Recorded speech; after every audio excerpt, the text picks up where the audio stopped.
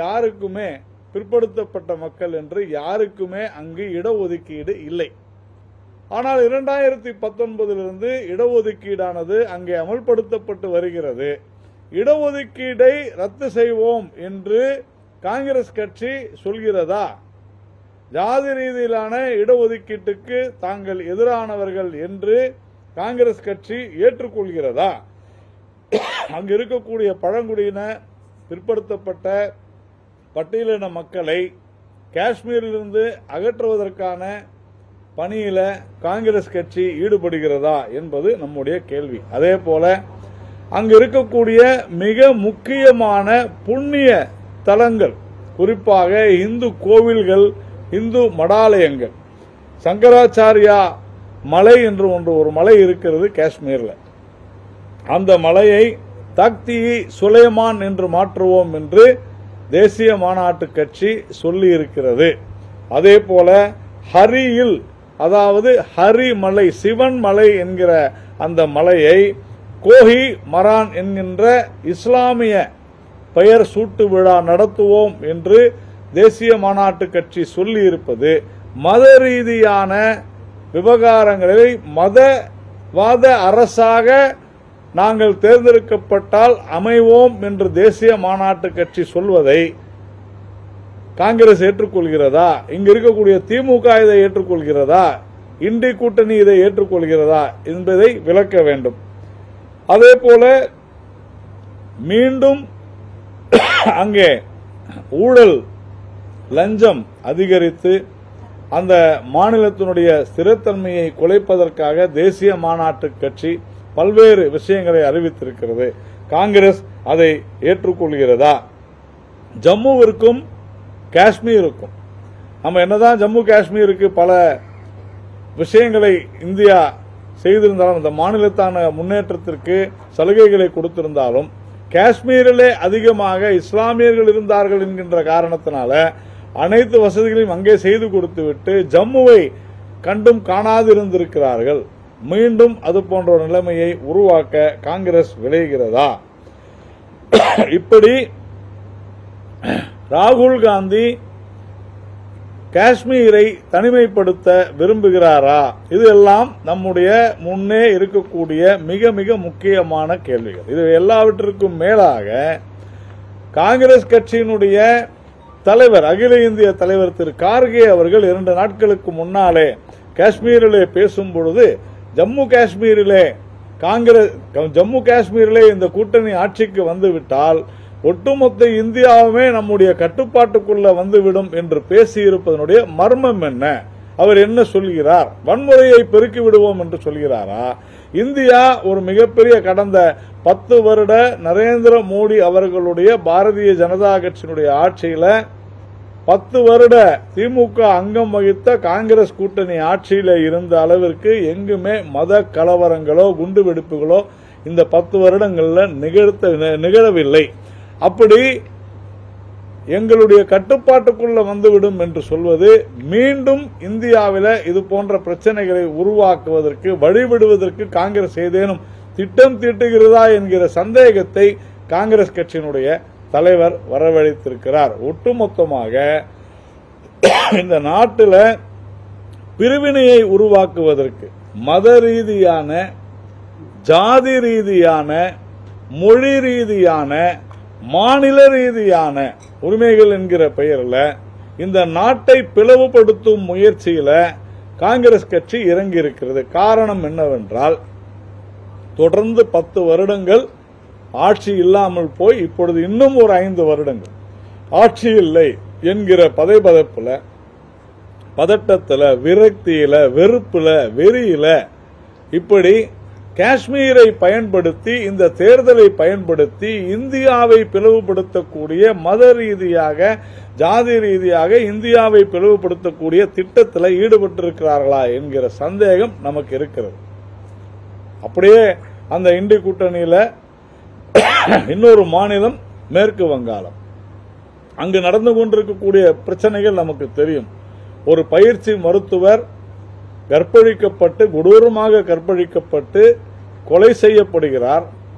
அந்த அரசாங்கம், மமதா அரசாங்கம் அந்த மருத்துவமனையினுடைய தலைமை மருத்துவருக்கு அவரை விலகச் சொல்லிவிட்டு வேறு ஒரு ஆபீசர் ஆன் ஸ்பெஷல் டியூட்டி சிறப்பு அதிகாரியாக வேறு ஒரு மருத்துவமனைக்கு மாற்றப்படுகிறார்.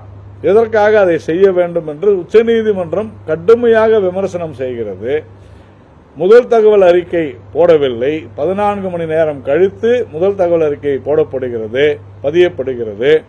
அந்த காவல்துறை எந்த நடவடிக்கையும் எடுக்கவில்லை. அதன் பிறகு சிசிடிவியை பார்த்து ஒருவரை கைது செய்கிறார்கள். அந்த நபர் காவல்துறையோடு பின்னி பிணைந்து இருந்தவர் என்பது புலனாகிறது. நீதிமன்றத்தில்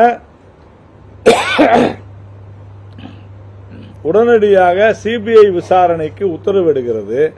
அதுவரையிலும் அமைதியாக இருந்த மமதா பானர்ஜி திடீரென்று நீதி கேட்டு நான் பயணம் செய்கிறேன் என்று சொல்லி ஒரு கேலிக்கூத்தை அங்கே உருவாக்குகிறார். உச்சநீதிமன்றம் தொடர்ந்து இந்த மமதா அரசாங்கத்தை கடுமையாக கண்டிக்கிறது, கண்டனம் தெரிவிக்கிறது. இது போன்ற பல்வேறு விஷயங்கள் தொடர்ந்து கல்கத்தாவில் நடந்தும் கூட நம்முடைய அகில இந்திய எதிர்க்கட்சி தலைவர், அதாவது பாராளுமன்றத்தில் இருக்கக்கூடிய எதிர்க்கட்சி தலைவரான ராகுல் காந்தியிடம் நிருபர்கள் கொல்கத்தா அந்த கற்பழிப்பு பற்றி உங்களுடைய கருத்து என்ன என்று கேட்டபொழுது என்னை திசை திருப்ப வேண்டாம் என்று ராகுல் காந்தி சொல்லி இருப்பது கடும் அதிர்ச்சியையும் கண்டனங்களையும் நாம் பதிவு செய்கிறோம். ஒரு நாட்டினுடைய எதிர்க்கட்சி தலைவராக இருப்பவர் இப்படிப்பட்ட ஒரு கொடூரமான, நீதிமன்றம் சொல்கிறது 30 ஆண்டுகளாக இது 30 ஆண்டுகளுக்குள் இது போன்ற ஒரு சம்பவத்தை நாம் பார்த்ததே இல்லை, ஒரு கொடுமையை என்று சொல்கிற அளவிற்கு நடந்திருக்கக்கூடிய ஒரு கொடூரத்தை இங்கு இருக்கக்கூடியவர்கள் யாருமே, குறிப்பாக நம்முடைய முதலமைச்சர் திரு மு.க. ஸ்டாலின் அவர்கள் உட்பட இண்டி கூட்டணிக்காக அப்படி செய்துவிட்டேன் இப்படி செய்துவிட்டேன் என்று சொல்பவர்கள் கூட இதை கண்டிக்காமல் இருப்பது என்பது இந்த நாட்டில் அதிகாரத்திற்காக நம்முடைய சகோதரி ஒருவரை கொடூரமாக கற்பழித்து கொலை செய்த குற்றத்திற்கு கூட குரல் கொடுக்காமல் இருப்பது என்பது இவர்களுடைய மலிவான அரசியலே தான் இது தொடர்ந்து இது வெளிப்படுத்துகிறது. இதே போன்ற ஒரு செயல் இங்கே தமிழகத்தில் நடந்திருக்கிறது. பர்கூரில் ஒரு பள்ளி, சென்ட் மைக்கேல் இல்லையா, அந்த பள்ளியில ஒரு 12 வயது மாணவி பாலியல் பலாத்காரம் செய்யப்படுகிறார்.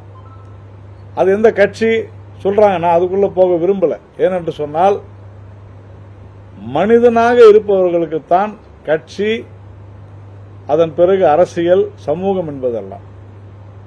அப்படிப்பட்ட ஒரு மோசமான ஒரு காரியம் அந்த சிவராமன் என்கிற அந்த நபர் காவல்துறையினுடைய கட்டுப்பாட்டில், காவல்துறையுடைய கஸ்டடியில் இருக்கும் பொழுதே திடீரென்று எலி பேஸ்ட் சாப்பிட்டு இறந்துட்டாரு அப்படின்னு சொல்லி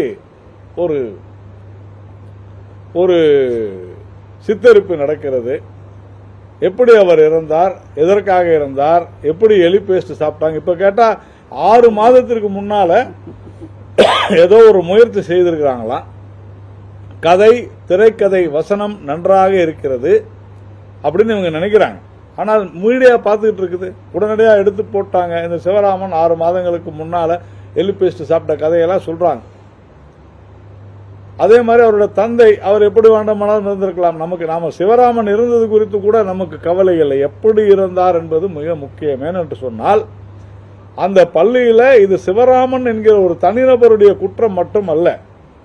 அந்த பள்ளியினுடைய முதல்வர், அந்த பள்ளியினுடைய தலைமை ஆசிரியர், ஆசிரியர்கள், பணியாளர்கள் என பல பேர் இதுல இதை மூடி மறைக்க பார்த்திருக்கிறார்கள். பல பெண்களுடைய குழந்தைகள், பெண்கள் என்று கூட நான் சொல்ல மாட்டேன், பல குழந்தைகளுடைய பாலியல் பலாத்காரம் என்பது வன்மையாக கண்டிக்கத்தக்க இந்த வேளையில அந்த பள்ளி ஒரு அறக்கட்டளை மூலம் இயங்கிக் கொண்டிருக்கிறது. அந்த அறக்கட்டளையில சேர்ந்தவர்கள் அந்த பள்ளியை திறக்க வேண்டும் என்று அழுத்தம் கொடுக்கிறார்கள். அங்க இருக்கக்கூடிய பெற்றோர்களும் பள்ளியை திறக்க வேண்டும் என்று சொல்கிறார். 500 700 பேருக்கு படிக்கிறாங்கன்னு சொல்றாங்க. ஆனால் தமிழக அரசு அந்த அறக்கட்டளைக்கு இந்த பள்ளியை மீண்டும் நடத்துவதற்கு அனுமதி கொடுக்க கூடாது.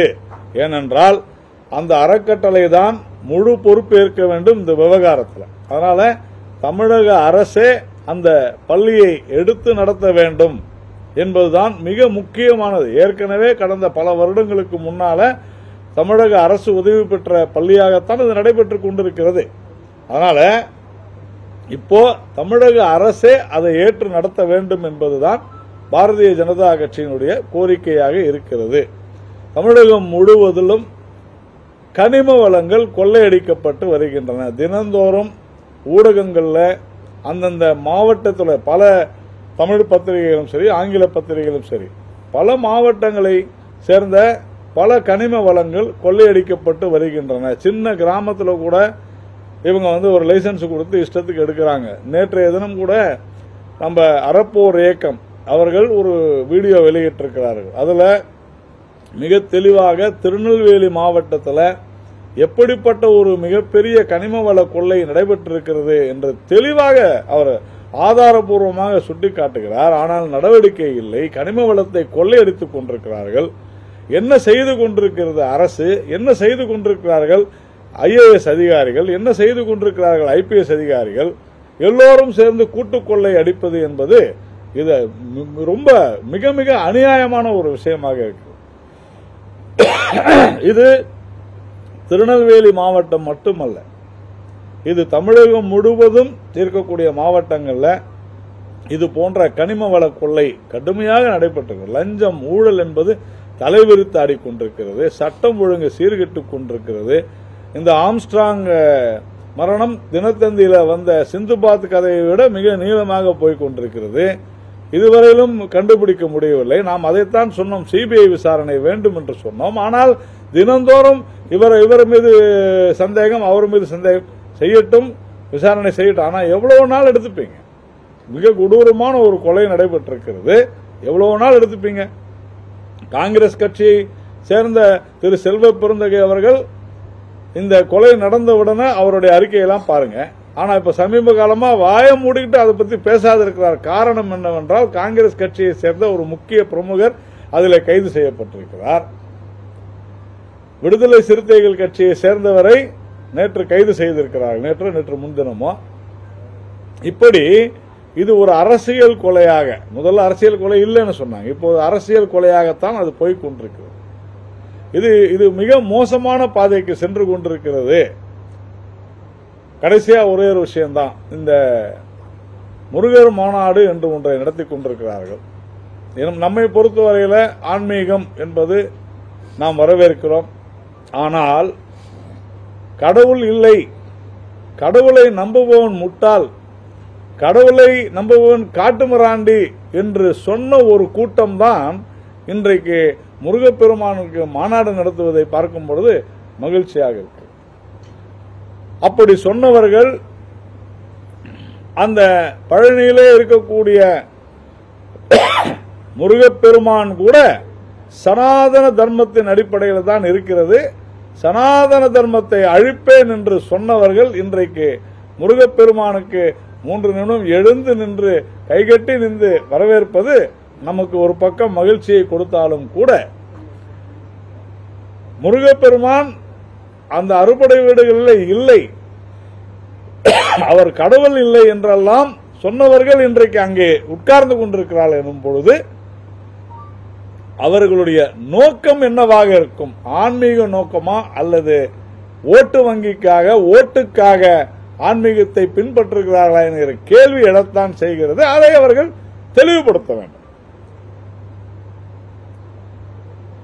பல கோவில்களின் முன்னாலே கடவுளே இல்லை, இல்லவே இல்லை என்று இருக்கக்கூடிய சிலைகளுக்கு மாலை போட்டுக் கொண்டிருப்பவர்கள் இன்னைக்கு முருகப்பெருமான் எதிரே மாலை போட்டுக் கொண்டு உட்காருவதும் முருகப்பெருமான் புகழ் பாடுவதும் எங்களுடைய சித்தாந்தம், எங்களுடைய பாரதிய ஜனதா கட்சியினுடைய கொள்கை, எங்களுடைய சிந்தனை இங்கு வேரூன்றி வருகிறது என்பதற்கு ஒரு மிக சிறந்த உதாரணம் இந்த முருகர் மாநாடு பழனியில். ஆனால் அதையும் கூட சரியான முறையில் ஆகம விதிகளோடு எல்லாவற்றையும் நடத்த வேண்டும் என்பது மட்டும்தான் நம்முடைய கோரிக்கை. அதை நடத்தக்கூடாது என்றோ விமர்சனம் செய்வதோ நம்முடைய நோக்கம் அல்ல. ஆனால் யார் நடத்துகிறார்கள், யாரை வைத்து நடத்துகிறார்கள், எப்படி நடத்துகிறார்கள், என்ன எப்படியெல்லாம் பேசிக் கொண்டிருந்தார்கள், எப்படி இப்பொழுது பேசுகிறார்கள் என்பதையெல்லாம் மக்கள் பார்த்து கொண்டிருக்கிறார்கள்.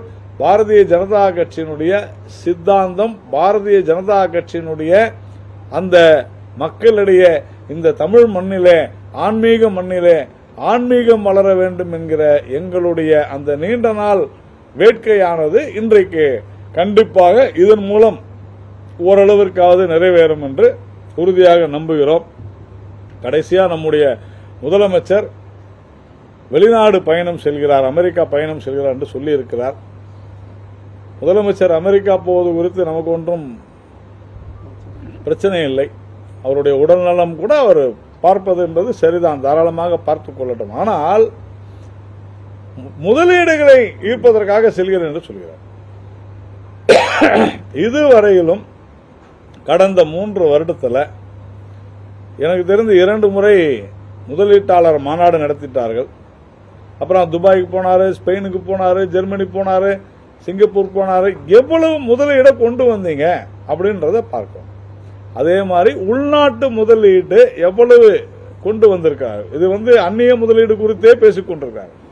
உள்நாட்டு முதலீடு இங்க இருக்கக்கூடிய நம் டொமஸ்டிக் இன்வெஸ்ட்மெண்ட்ஸ் எவ்வளவு வந்திருக்குன்னு பார்த்தா தமிழ்நாடு 2வது இடத்திலிருந்து 8வது இடத்திற்கு சென்றிருக்கிறது என்பதை நாம் புரிந்து கொள்ள வேண்டும்.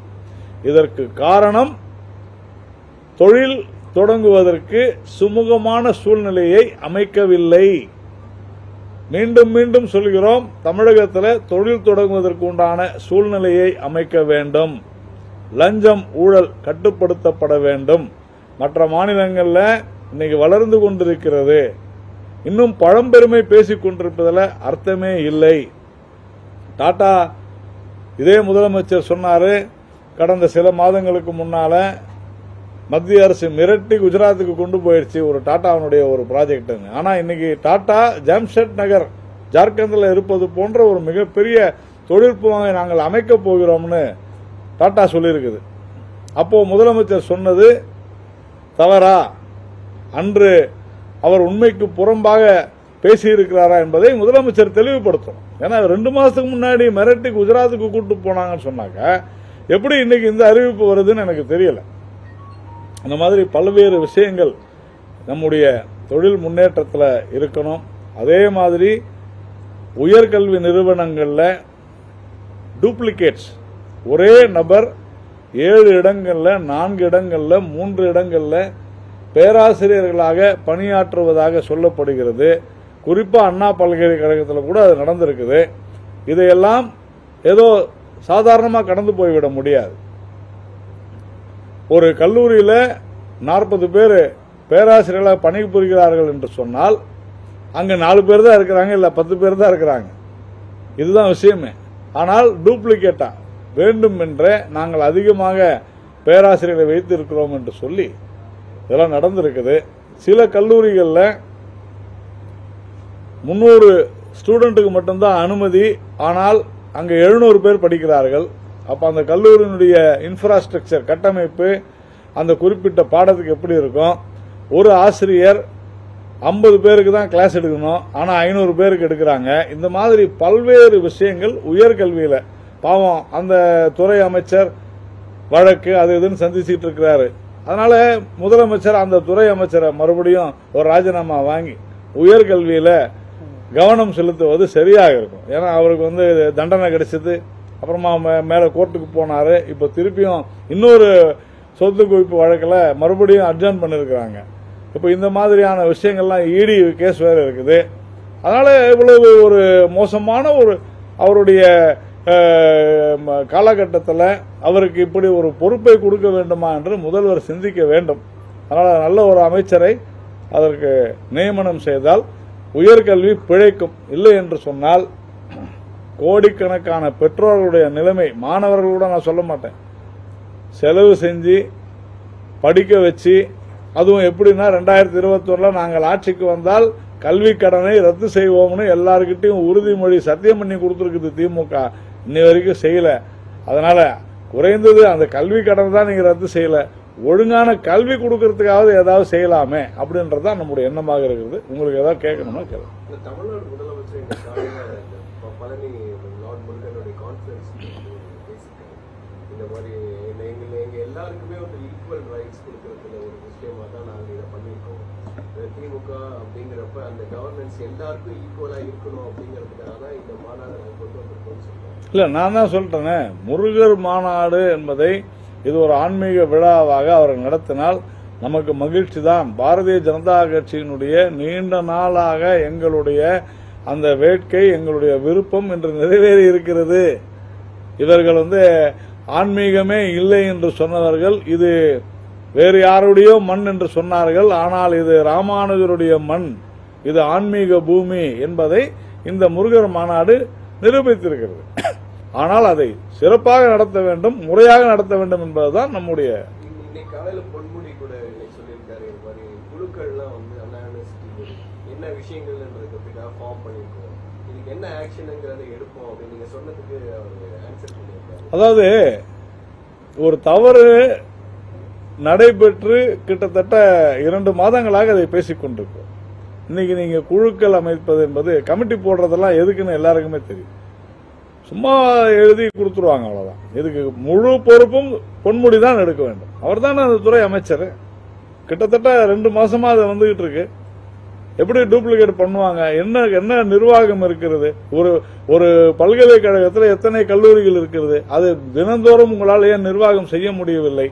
நீங்க பல்கலைக்கழகத்தில், குறிப்பா ஒன்று சொல்றேன், அண்ணா பல்கலைக்கழகத்தில் பணியாற்றக்கூடிய பேராசிரியர்களை கல்லூரிகளுக்கு அனுப்புறாங்க. இங்க கிண்டியில இருக்கக்கூடிய அந்த பல்கலைக்கழகத்தில் காலேஜ் இருக்கு. அந்த காலேஜினுடைய பேராசிரியர்களை நீங்க எப்படி இன்னொரு இடத்துக்கு அனுப்புவீங்க? அப்ப அந்த படிக்கிற ஸ்டூடெண்ட்ஸ்க்கு எப்படி படிப்பாங்க? நான் சொல்வதை நீங்க செக் பண்ணிக்கலாம். இவங்க இன்ஸ்பெக்ஷன் வந்து யார் அனுப்பணும்? அதுக்கு நீங்க இன்னும் 4 பேரை போட்டுங்க, 4 பேரை சேர்த்துங்க, அதுக்குன்னு தனியா நீங்க நியமனம் பண்ணுங்க. அப்ப மாணவர்களுடைய படிப்பு அவ்வளவு மோசமா இருக்கு. அண்ணா பல்கலைக்கழகத்தில் மாணவருடைய கல்வி அறைகள் கூட சரியாக இல்லை என்று நமக்கு தகவல்கள் வந்து கொண்டிருக்கு. அப்போ ஒரு நிர்வாகம் பெருமையா சொல்லிக்கிறார்ல, இந்தியாவிலேயே மிக சிறந்த பல்கலைக்கழகம்னு, ஆனால் அந்த மாதிரியான ஒரு நிர்வாக வசதி இல்லை என்பதுதான் உண்மை. முதலமைச்சர் எல்லா தமிழக அரசு கல்லூரிகளுக்கும் நேரில் செல்ல வேண்டும். பல பள்ளிகள் கீழே இடிந்து விடுகின்றன. பல கல்லூரிகள்ல பழைய கல்லூரிகளாக இருக்கிறது. எல்லாத்தையும் மாற்றணும்.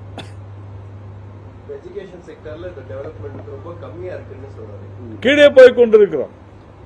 நான் சொல்வது நம்முடைய கல்வியினுடைய தரம் மட்டுமல்ல, கல்வி கற்கக்கூடிய இடத்தினுடைய தரம் கூட சரியாக இருக்க வேண்டும் என்றுதான் நான் சொல்கிறேன். அதுல நாம கவனம் செலுத்த வேண்டும்.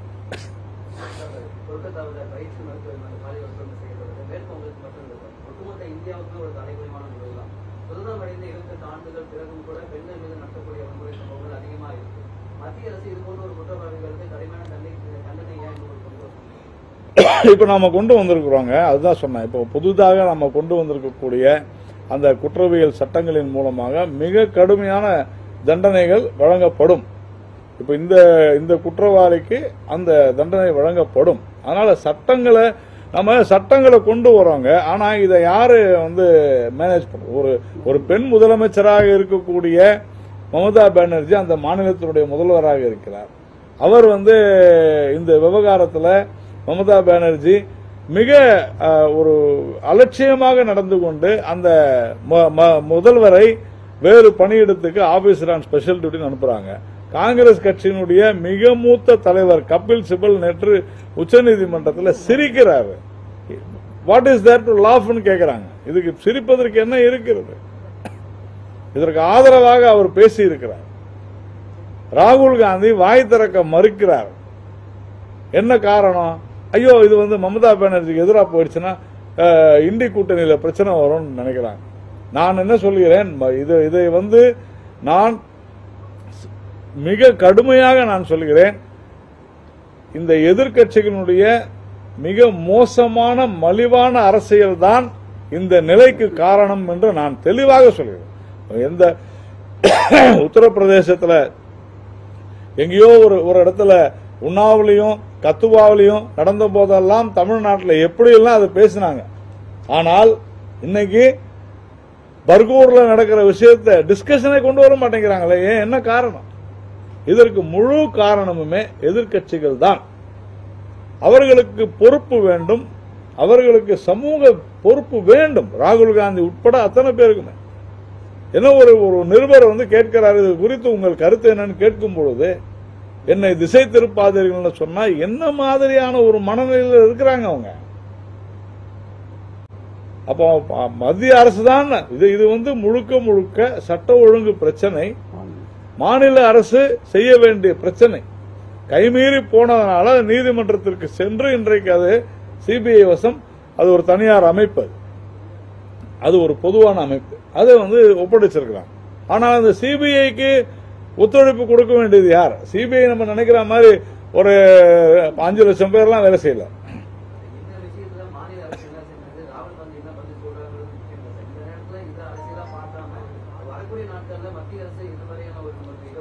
இல்ல, நான் அதான் உங்களுக்கு சொன்னேன். 2 விஷயங்க. ஒன்னு விசாரணை, இந்த விசாரணை சிபிஐ செய்து சிறப்பா செய்யும். 2வது நீதிமன்றம். அப்போ முன்பு இருந்த சட்டங்களை விட கடுமையான சட்டங்களை சமீபத்தில் நம்ம கொண்டு வந்திருக்கோம். அந்த சட்டத்தின்படிதான் இனி அங்க நீதிமன்றத்தில் தண்டனை வழங்கப்படும். அதை நம்ம ஆல்ரெடி செஞ்சிட்டோம். ஆனால் நான் சொல்றது விசாரணையில அந்த மாநில காவல்துறையும் ஒத்துழைக்கணும்ல. இப்ப இன்னைக்கு எலி பேஸ்ட் சாப்பிட்டு ஒருத்தர் செத்து போட்டாருன்றாங்க. அதாவது பல பழமொழிகள் இருக்கு தமிழ்நாட்டில், தமிழ்ல. இது எப்படி புரிய மாட்டேங்குது? எப்படிங்க ஒருத்தர் திடீர்னு உங்க கட்டுப்பாட்டில் இருக்கிறவருக்கு கையில எலி பேஸ்ட் எப்படி போச்சு? என்ன காரணம்? உடனே அவர் கட்டு போட்டுன்னு உட்கார்றாரு, கட்டு கீழே விழுந்து கால் முறிஞ்சு போச்சுன்னு ஒரு போட்டோ போட்டாங்க, எல்லாத்தையும் பார்த்தோம். ஆனா மறுநாள் எலி பேஸ்ட் சாப்பிட்டு செத்து போயிட்டாருட்டாங்க. அப்ப யாரை காப்பாற்ற முயற்சி? எங்க மாநில தலைவர் அண்ணாமலை அதுதான் கேட்டார், யாரை காப்பாற்ற முயற்சி நடக்கிறது? அதுதான் நான் சொன்னேன். ஒட்டுமொத்தமாக அந்த நிர்வாகம், அறக்கட்டளை அத்தனையுமே மூட வேண்டும். அவர்கள் தமிழக அரசு இந்த பள்ளியை ஏற்று நடத்த வேண்டும். இன்னைக்கு தொடர்ந்து இது போன்ற சம்பவங்கள் நடைபெற்று, இப்ப கூட நான் வரும்போது ஒரு நியூஸ் படித்தேன். பெற்ற தந்தையே ஒரு குழந்தையை பாலியல் பலாத்காரத்தில், அதுக்கு ஒரு கட்சி பேர் போட்டு இருந்த கட்சி பிரமுகர்னு போடுறாங்க. என்னை பொறுத்து வரல, நான் அதை யாராக இருந்தாலும், எந்த கட்சியை சேர்ந்தவராக இருந்தாலும், அது திமுகவா இருந்தாலும், பாஜகவா இருந்தாலும், அதிமுகவாக இருந்தாலும், யாராக இருந்தாலும், இதுல எங்க இருந்து கட்சி வருது? இன்னைக்கு முழுக்க முழுக்க ரவுடிகளும், இன்னைக்கு முழுக்க இன்னைக்கு இப்படிப்பட்ட ஒரு மோசமான குற்ற சம்பவம் நடப்பதற்கு காரணம் நீதிமன்றம் சொல்லுது, நான் சொல்ல. அரசியல்வாதிகளும் ரவுடிகளும் அப்படின்னு நீதிமன்றம் சமீபத்தில் சென்னை நான் சொன்னேன். அரசியல்வாதிகளும் ரவுடிகளும் மட்டுமல்ல, காவல்துறையை சேர்ந்தவர்களும் நீதித்துறையை சேர்ந்தவர்களும் கூட இதுல கூட்டணி வைத்திருக்கிறார்கள். எந்த ஒரு அரசியல் கட்சியிலும் இனி ரவுடிகளையோ குற்ற பின்னணி கொண்டவர்களையோ குற்றவாளிகளையோ இணைக்கக்கூடாது. எல்லா கட்சியும் எடுக்க முடியல. ஏன் எடுக்க முடியல? போலீஸுக்கு தெரியாதா? ரவுடிகள் எல்லா இடத்துலயும் ஹிஸ்டரி ஷீட்டர்ஸ் போர்டு வச்சிருக்கிறாங்க, அவங்க கண்காணிக்கிறாங்க, இன்டெலிஜென்ஸ் இருக்குது, சிபிசிஐடி இருக்குது, எல்லாமே இருக்குது. அப்ப உங்க நிர்வாகம் சரியில்லை. ஒரு அரசனுடைய நிர்வாகம் சரியில்லாத காரணத்தினாலதான் இது போன்ற குற்ற சம்பவங்கள் பெருகி வருகின்றன. இதையெல்லாம் நாம பார்க்கணும். கஞ்சா, மது, நிறைய இந்த 3 வருஷத்துல எடுத்து பாருங்க, எப்பேற்பட்ட மோசமான குற்ற சம்பவங்கள் நடந்திருக்கு. இதுக்கு முழு காரணமே திராவிட மாடல் என்று சொல்கிற திமுக அரசினுடைய மோசமான இன்எஃபெக்டிவ் அட்மினிஸ்ட்ரேஷன், மோசமான நிர்வாகம் தான். இதுதான் ஒட்டுமொத்தமா ரவுடிகளுக்கு தஞ்சம் கொடுப்பது, ரவுடிகளை சட்டவிரோதமாக பணம் ஈட்டுபவர்களிடம் பணம் பெற்றுக்கொண்டு அரசியல்வாதிகள், அதிகாரி, காவல்துறை அதிகாரிகள் இல்லைன்னு மறுக்க முடியுமா? அப்போ இவர்களை எல்லாம் சரியான சட்டம் இருக்கிறது, ஆனால் சட்டத்தை அமல்படுத்த வேண்டியவர்களே தவறு செய்தால் எப்படி சரியாகும்? அதனால உறுதியா அதனாலதான் இப்போ சமீபத்தில் நாம கொண்டு வந்திருக்க குற்றவியல் சட்டங்கள் மிக கடுமையானவை. அதை அமுல்படுத்தினாலே போதும், சரியாயிரும்.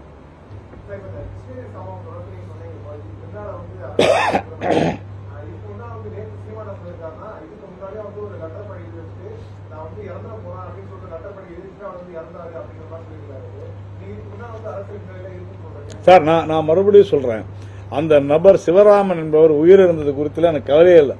ஏன்னா அந்த நபர் செய்தது கொடூரமான ஒரு விஷயம்.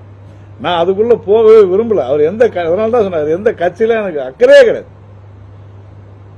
ஆனால் அந்த நபர் இறந்து விட்ட ஒரு காரணத்தினால இந்த விசாரணை தொய்வு விடக்கூடாது. ஏன்னா அந்த ஒரு நபர் மட்டுமே அது காரணம் இல்லை. அந்த குழந்தை போய் சொல்லிருக்கு என்ன இந்த மாதிரி செஞ்சிருக்கிறாங்க. அந்த அதாவது அதுவே பொய்யான என்சிசி கேம்ப் முகாம், என்சிசி முகாமே நடக்கல.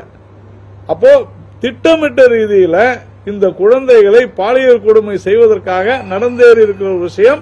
அதற்கு துணை போயிருக்கிறது நிர்வாகம், அறக்கட்டளை. என்ன செஞ்சிட்டு இருந்தாங்க பள்ளி கல்வித்துறையில? உங்களுக்கு கண்ட்ரோல் இல்லையா பள்ளி கல்வித்துறையில அந்த ஸ்கூல் மேல? அப்ப இது முழுக்க முழுக்க அரசு நிர்வாகம் தான். பள்ளி கல்வித்துறையினுடைய அதிகாரிகள் மீது இந்த பள்ளியில யார் அந்த பள்ளி கல்வித்துறையில யாருக்கு இது பொறுப்புண்டோ அவர்களை அழைக்க வேண்டும், விசாரிக்க வேண்டும். ஏன் இப்படி நடந்துச்சு, என்ன காரணம், என்சிசி கேம்ப் நடக்கிறது ஏன் உங்களுக்கு தெரியல? இதுல நிறைய விஷயம் இருக்குது. அப்போ ஒரு பரபரப்பா ஒரு நபர் இறந்து விட்ட உடனே இதை ஊத்தி மூடலான்னு நினைச்சாங்கன்னா அது தவறானது. எந்த அளவுக்கு சிவராமன் பொறுப்போ அதை விட அதிக பொறுப்பு அந்த முதல்வர், அந்த ஆசிரியர்கள், அங்கு பணியாற்றுபவர்கள் எல்லாருக்குமே பொறுப்பு இருக்கு. எப்படி ஒரு ஸ்கூல்ல என்சிசி ஃபேக் கேம்ப் எப்படிங்க நடக்கும்? எப்படி நடக்கும்? நம்மளாம் கூட நான் 70களில் படிச்சவன், 80களில் படிச்சவன். எனக்கு தெரிஞ்சு ஃபேக் கேம்ப்லாம் நடந்ததே கிடையாது. எப்படி ஒரு ஃபேக் கேம்ப் நடக்கும்? இது முழுக்க முழுக்க பள்ளி கல்வித்துறை அமைச்சர் அன்பில் மகேஷ் நல்லா பேசுறாரு. ஆனால் இதுவரைக்கும் நடவடிக்கை இல்லை. அந்த அரசு அங்க 700 பேர், நீங்க அதை தாண்டி பாருங்க. இப்ப 700 பேர் அங்க படிக்கிறாங்கன்னா அந்த பள்ளி மூடி இருக்குது. கிட்டத்தட்ட ஒரு வாரம் ஆயிடுச்சு. எப்ப திறக்க போறாங்க? மாணவர்களுடைய கல்வி என்ன ஆகும்? அரசு உடனே எடுத்து நடத்தணுமா வேண்டாமா? அது செய்யல. அதுதான் நம்ம சொல்றோம்.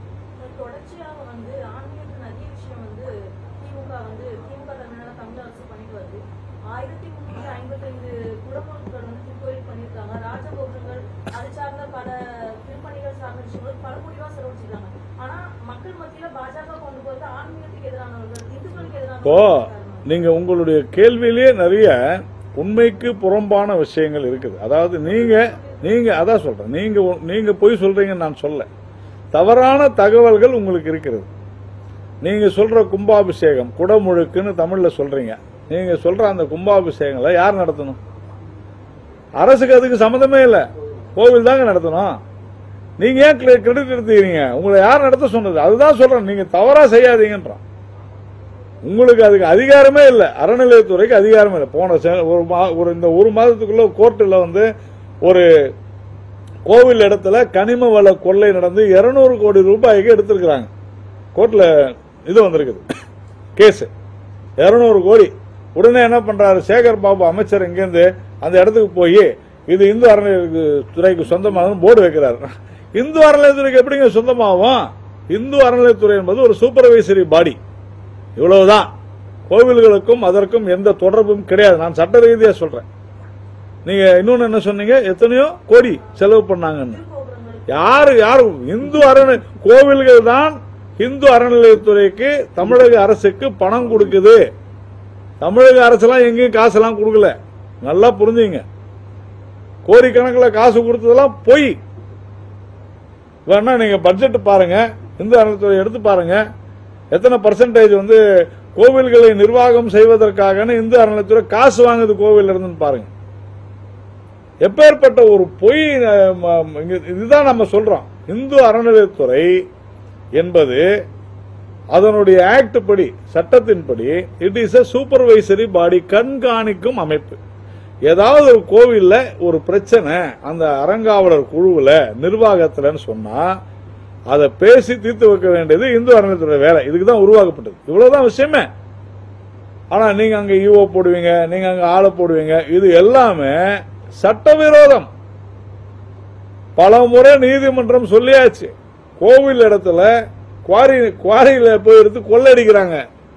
அதுல போய் போர்டு வைக்கிறாரு, இது இந்து அறநிலையத்துக்கு சொந்தமானது. அதுக்கே அவருக்கு ரைட்டு கிடையாது, கோவிலுக்கு சொந்தமானது. நான் நிலங்களை எல்லாம் மீட்டுட்டோம்னாரு. எங்க நிலங்கள் எல்லாம் கோர்ட் ஆர்டர், அதுலதான் நிலங்கள் வந்துச்சு. அதுவே கோர்ட் ஆர்டர்மா, இவங்க மீட்கல. இது ஏதோ இவங்க ஏதோ இந்து அறநிலையத்துல போய் அங்க போய் மீட்டுட்டா மாதிரி, அதெல்லாம் ஒண்ணும் கிடையாது. கோர்ட் ஆர்டர், வேற வழி கிடையாது. நீங்க பூந்தமல்லி ஹைரோட்லயும் சரி, மயிலாப்பூர் பிஎஸ் பள்ளியினுடைய அந்த கிரவுண்டு சரி, எல்லாமே கோர்ட் ஆர்டர்ல அவங்க ஹேண்ட் ஓவர் பண்ணிட்டாங்க. அதுதான் உண்மை. சும்மா கிளைம் பண்றாங்களே தவிர அதெல்லாம் ஒண்ணும் கிடையாது. எங்க காசு செலவு பண்றாங்க? தமிழக அரசு வேணும்னா நான் சொல்றேன், இப்ப நீங்க சொன்னதுனால சொல்றேன், இனிமேல் கோவில்கள் உண்டியில் இருந்து 5 பைசா நாங்க எடுக்க மாட்டோம், அந்த வருமானமே எங்களுக்கு வேணாம்னு சொல்லுங்க. தைரியம் இருந்தா சொல்லிட்டோம். தமிழக அரசு கொடுக்கட்டுமே இந்து அறநிலையத்துறை அதிகாரிகளுக்கு சம்பளம். ஏன் நீங்க கோவில் இருந்து உண்டியில இருந்து காசு எடுக்கிறீங்க? ஒரு கொஞ்சம் கூட்டம் இருந்துச்சுன்னா போய் ஒரு கோயில கொண்டு போய் உண்டியை வச்சிருக்கீங்கல்ல, ஏன் வைக்கிறீங்க? நிர்வாகம் இருக்குதுல்ல, அது கணக்கு கொடுக்கட்டும். நிர்வாகமே போட மாட்டேங்கிறாங்களே. கோர்ட் பல முறை பல கோயில்களில் சொல்லிடுச்சு, அறக்கட்டளை போடுங்க அப்படின்னு, போட மாட்டேங்கிறாங்க. பல்வேறு காரணங்களால அதை செய்து வருகிறார்கள். நாங்க ஏன் அறநிலையத்துறையே வெளியேறு, அரசே ஆலயத்தை விட்டு வெளியேறுன்றோம்? கோவில்கள் கொள்ளையர்களின் கூடாரமாகி விட்டதுன்னு நாங்க சொல்றோம். இப்போ பராசக்தி வசனம் போன பிறகு நான் இப்போ 50 வருஷம் கழிச்சு நாங்க சொல்றோம், கோவில்கள் கொள்ளையர்களின் கூடாரமாகி விட்டது, அரசே கோவில்களை விட்டு வெளியேறு. இதுதான் நாங்க சொல்றோம். வேற எதுவும் இருக்கா?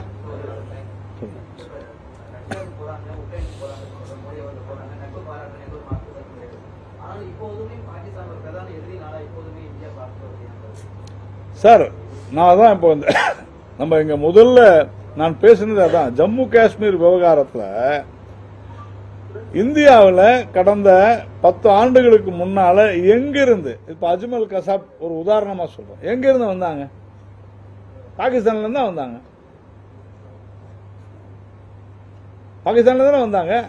முழுக்க முழுக்க பயங்கரவாதம் என்பது காஷ்மீர் எல்லையை தாண்டி தான் வருகிறது. பாகிஸ்தான்ல இருந்தா வந்துச்சு. அதான் உண்மை. இதை மறுக்க முடியுமா? பேச்சுவார்த்தை நம்ம எப்படி, அது இந்திய அரசு முடிவு செய்ய வேண்டியது. இப்ப ரஷ்யாவுக்கு போறாரு, அதே மாதிரி உக்ரைனுக்கு போறாருன்னா வேற எந்த அதிபராவது, எந்த பிரதமராவது, எந்த நாட்டு தலைவராவது இதை செய்ய முடிந்ததா? செய்ய முடியல.